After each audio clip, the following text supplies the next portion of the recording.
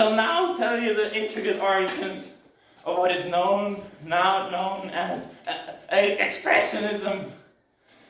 It all started when...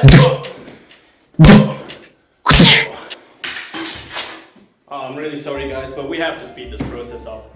So expressionism is a modernist movement.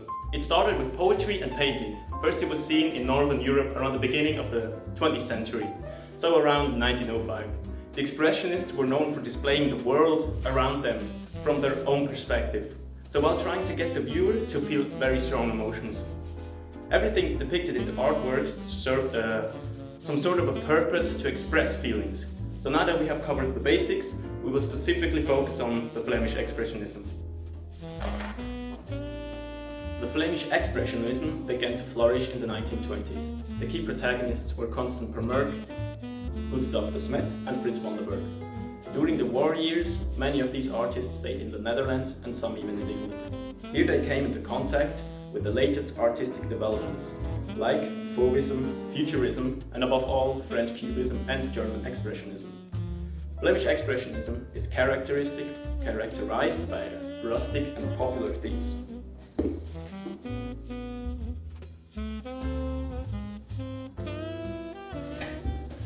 Hey guys, and welcome to our first picture from Jean Brusselman, The Large Interior.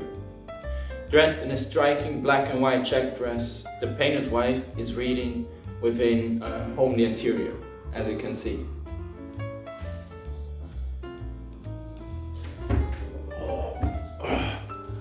Brusselman was often inspired by his immediate surroundings. Certain objects appear repeatedly in his work. The conch shell, the bust, and a copy of Michelangelo's Dying Slave somewhere down here. He arranges surfaces, lines, shapes, structures, outlines and colors into a balanced whole.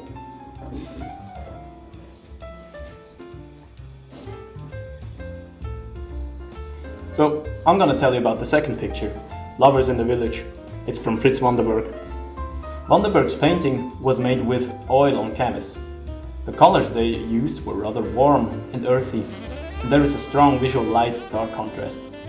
The four people depicted are standing together, enjoying themselves, while enthusiastically listening to the music played by a musician in the background. All of these details contribute to the warm feeling the painting evokes. A clear focus on emotion and feeling is visible, common characteristics of the expressionism.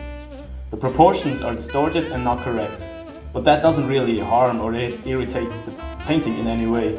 It rather complements it by changing the focus on the emotional atmosphere. Hey! You know what this festive atmosphere and this crowded composition reminds me of? This one poem by the expressionist writer George Heim. It's called God of the City. Oh, I think I know which one you're talking about. It goes something like this. Wie Korybantentanz dröhnt die Musik, der Millionen durch die Straßen laut. Der schlote Rauch, die Wolken der Fabrik, ziehen auf zu ihm, wie Duft von Weihrauch blaut. Beautiful, exactly.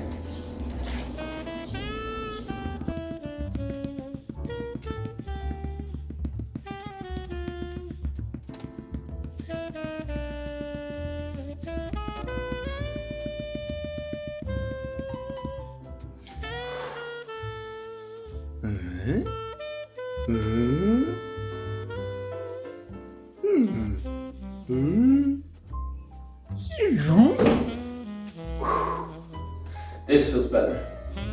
So, coming to our last art piece of the tour, it's by Rick Wooders, called Domestic Worries. Although Wooders was a self-taught painter, he was an academically trained sculptor. This larger-than-life-size work represents Nell, his wife and lifelong muse. She's portrayed in her everyday clothes and with crossed arms. The original plaster model, from which 12 bronze versions of the sculpture were cast after Wooders' death, is preserved in Brussels.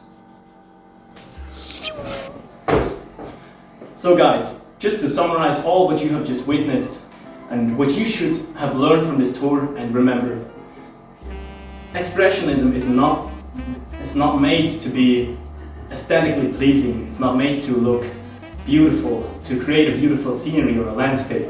It's really about the deep emotions and the feelings, the expression that the artist tries to evoke in the viewer.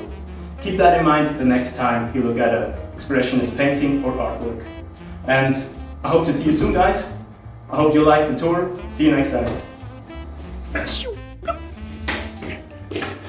Guys, where are you?